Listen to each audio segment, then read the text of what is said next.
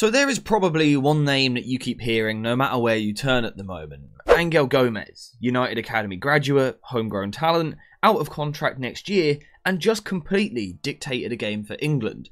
So, should Manchester United look to bring him back to the club next summer? Let's take a look.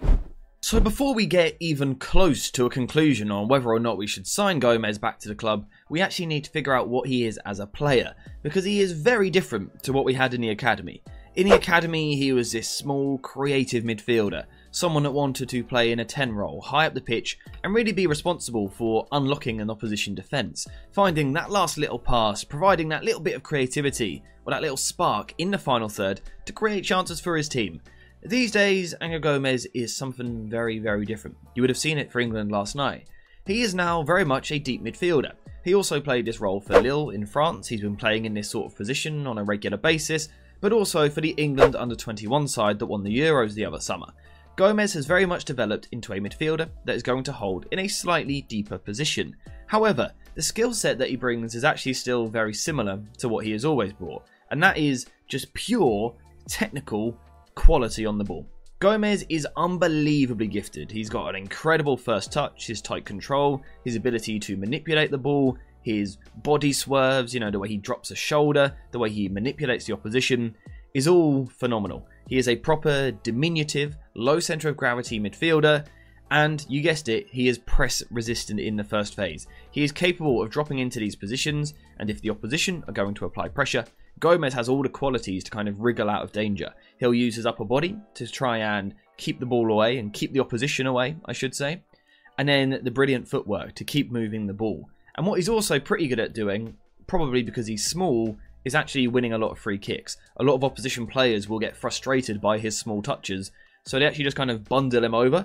But that gives Gomes a lot of free kicks for his side, and it makes him really good in the first phase. And I felt that some of this was shown in the game last night against Finland for England. You can see Angel Gomes here moving towards the ball in a deeper position. The first thing you'll notice is actually just how small he looks compared to a lot of the players around him. This is a proper tiny but tidy midfielder on the ball. But you can see the first thing, a really good first touch. And that's actually the first thing that screams out to me here. The fact that he wanted to get this ball under control. You can see he's got a lot of players around him here. A lot of footballers want to go and clear this ball. Go and play it first time. Hook it away. Get it away from danger. But that didn't really enter Gomes' mind. He wanted to get the ball down. He wanted to control it and keep it tight. And then what he's going to do is, like I said, manipulate the opposition. You can see the touch with the outside of the right foot to move the ball away. You can see the upper body strength, using a straight arm to keep the opposition away from the ball. And then eventually, the opponent's going to get bored and basically just shove him to the ground. We've also got another clip of him doing something fairly similar here. Again, he's really deep, just outside his own penalty area. And you can see him using his upper body. Once again, looking to keep the opposition away from the ball. He wants to keep them at the maximum distance possible. But if they are able to get close, it's not too much of a problem, because of the way that he turns is so good. It's so unique. There are very few midfielders, I feel, in the world that can play in the way that Gomes plays, and it's because he's so small. He's a bit like a Verratti sort of profile. Small, diminutive midfielder that turns out of trouble effortlessly, because physically, these bigger players, they just can't actually turn as quick as what he can. It's almost a cheat code. His size, he uses it to his advantage so well. What I also love about Gomes when he plays in midfield is that the way that he plays on the half turn. You know, a lot of small midfielders like to keep things pretty simple. A lot of the time they want to avoid physical contact, and a lot of the time they'll opt for sideways passing, 1 or 2 touch football to keep the ball moving. Again, to keep the opponent away from them. Gomes has the ability also, though, to get on the half turn, to attract the attention of an opposition player. So he's going to kind of have a relaxed body language as the ball is moving towards him. The opposition feel that they can go nick the ball, and what Gomes is actually going to do is plant one foot, normally his left foot, and let the ball kind of roll across his body.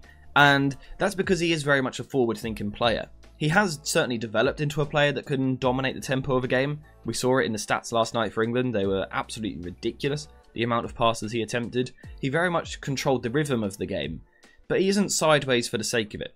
He isn't someone who just wants to play laterally. He wants to try and get the ball forward. Now, to do that, he's going to use disguise on the ball. He's regularly going to shape up one way, like he's going to play to the right-hand side and then fire a pass into the left. But also, just the way he manipulates the ball is really impressive. And again, this was something that he done to great effect last night. What I liked though was the variety of these passes. For example, here you've got big long switches of play. Gomes picking the ball up here with a bit of space in the middle of the park, and he's got that ability to flick the pass out to the far side. And this is where I think Gomes offers something different to what United have currently. If we are talking about Gomes potentially being a competitor for Kobbie Mainoo doesn't really do this. Kobbie Mainoo is someone who moves the ball over short distances. He will carry the ball a bit like Gomes does, but a lot of the time he is looking for short passes or medium range passes at the most. Gomes loves a long pass, and his numbers are actually genuinely really impressive in this area. I think he is incredibly underrated with his long passing ability, and actually his passing ability in general. He would bring something a little bit different. It's also, though, like I said, the disguise, the cute bits of play that he does, which really impresses me. In situations like this, he has this habit of shaping up as though he is going to play one way. You know, he shapes his body up as though he's going to play to the right-hand side, and then at the last second, he's really going to wrap this ball, proper fire it into the feet of Jack Grealish. Now, it looks perhaps on paper like a fairly easy pass, but if you actually watch the game, it's the weight of pass. It's the speed, the way he kind of deceives the opposition. They believe the ball is going one way, he quickly changes it, goes the other way, and puts really good speed on the pass to make this a proper incisive pass, moving through the lines, taking out several Finland players at a time into the feet of Jack Grealish. And this was something that he done, to be honest, all night last night. He just kept doing it, picking the ball up in these sorts of positions. He shapes up as though he's going to play one way. You know, his body movement is very much suggesting right-hand side. And then at the last second, he's going to change it. He's going to fire the ball into a pocket of space. And this is how I would describe Gomes. He's a player who is brilliant at finding other players in the pockets. Perhaps it's because he used to play in the pockets himself. You know, he knows what passes players want to receive. Whatever it is, I'm not sure, but he is so good at it. He is so good at finding this little reverse ball. And 9 times out of 10, it's going to catch the opposition off guard. Like, in a situation like this, if you're Finland, you feel fairly safe. You know, Grealish here shouldn't really be gettable with a ball on the floor. It shouldn't really be particularly achievable. But for Gomes, it is, because he takes his time on the ball. Again, he opens his body up as though he's going to play one way, really opening up towards the right-hand side here.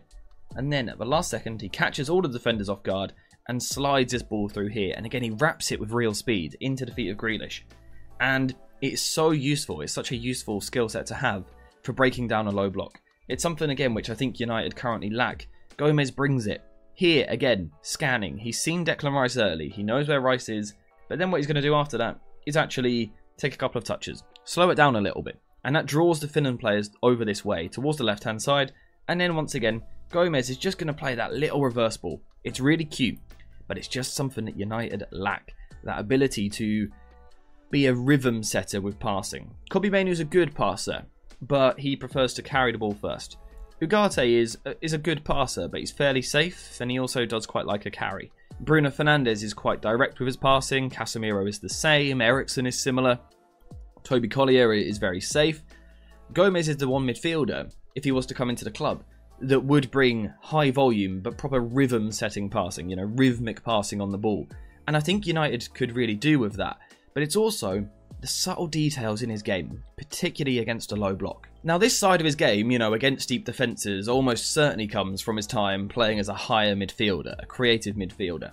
This is a real subtle manipulation that people won't really notice. It doesn't achieve that much, I guess, in the grand scheme of things. But when you do this regularly in a football match, it's surprising how much yards this gains you on a football pitch. So we've got Gomes here, and you can see initially it's fairly safe. He's just taking a safe touch in the middle of the park. And you can see there's a few Finland players about ready to engage should he try something a bit more risky. Now, what he does initially is he pulls his right foot back as though he is about to play a pass. Perhaps into somewhere like this. You know, the body shape he's got, it looks like he's going that way with the pass. But he doesn't do that. However, simply that bit of movement, it manipulates this defender. This defender is drawn in by it. He becomes slightly flat-footed because of it. And then at the last second, Angel Gomes is going to change direction. Drop of the shoulder, the hips drop, the knees drop. He's moving towards the right-hand side. Diminutive midfielder. Not many players can change at this speed. Not this sort of change of direction at this pace. Gomes is unique in this. But you can see what it does is it gets that opposition defender really flat-footed. Really flat-footed. Because of that almost fake pass that he played, that stutter he done. He's almost jittery at times on the ball, it appears. It's really almost hectic, it seems, but it's actually all controlled because he's doing it on purpose. He's getting this defender flat-footed so that when he changes direction, the opposition simply can't even get close to him. and it makes life really easy for Gomes. Then Gomes is going to move the ball a little bit further forward. Now again, he is going to play a fake pass, if you like. He shapes up as though he is going to play the ball. If I just showed you this image, you would assume he is now passing, and the opposition assume the same. So of course what they do, when you think the opposition are about to play a pass, you get compact, you close off spaces. And again, it has that effect on the Finland defenders. You can see they quickly all become extremely flat-footed. This means that when Gomes then wants to play a ball out wide, it's really easy, because he has drawn the Finland players central. The ball wide to Bukayo Saka on the right-hand side is incredibly easy. Now, Saka is actually behind me, but all of Gomez's kind of intricate, manipulative work is what has got England into this position. It's really good from Gomes. And again, it's something that United certainly lack. It's also something that England lack as well. So, is Gomes that profile that we need in midfield? Genuinely, I think yes. Technically, I think he is almost... He's a lot of what we want on the ball. Press resistance in the first phase, a high volume passer, someone who can set the rhythm of a game and can progress the play, can manipulate against a low block, he can play long balls, he can switch it. It's all great. Defensively, I think he put in a pretty good shift yesterday for England. He done a decent bit of defensive work trying to stop transitions and joining in the press. However, physically there is certainly a problem there. He is tiny. I think if he was to be in a team with Lisandro Martinez, we'd probably have a problem down this side of the pitch.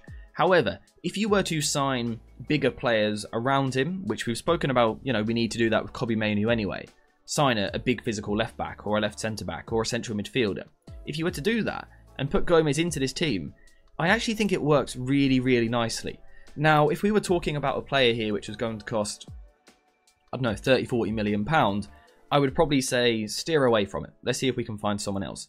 But on a free transfer next summer, someone who has played for the club, came through the academy, is a homegrown talent, and actually ticks a lot of the boxes of what we need, I think Gomes could potentially be a really nice signing for United this time next year. Now, I'm not going to fully recommend him yet. I need to watch him more. But I would say keep an eye on this one, because I really like the idea of it. So, go watch Gomes every opportunity you get this season. Watch him for Lille, hopefully watch him for England again. And I tell you what, I think there's a really nice player in there who has developed really well. He's got character, making that move away from England to a foreign league just to try and get minutes, to aid his development. That says a lot about his character, to then finally break through for England. It says a lot, and I think it's a really nice player. So keep watching him. I'm certainly going to keep doing that. In terms of today, though, we are finished there. So thank you very much for watching. I hope you have enjoyed it. And as always, I'll see you in the next one.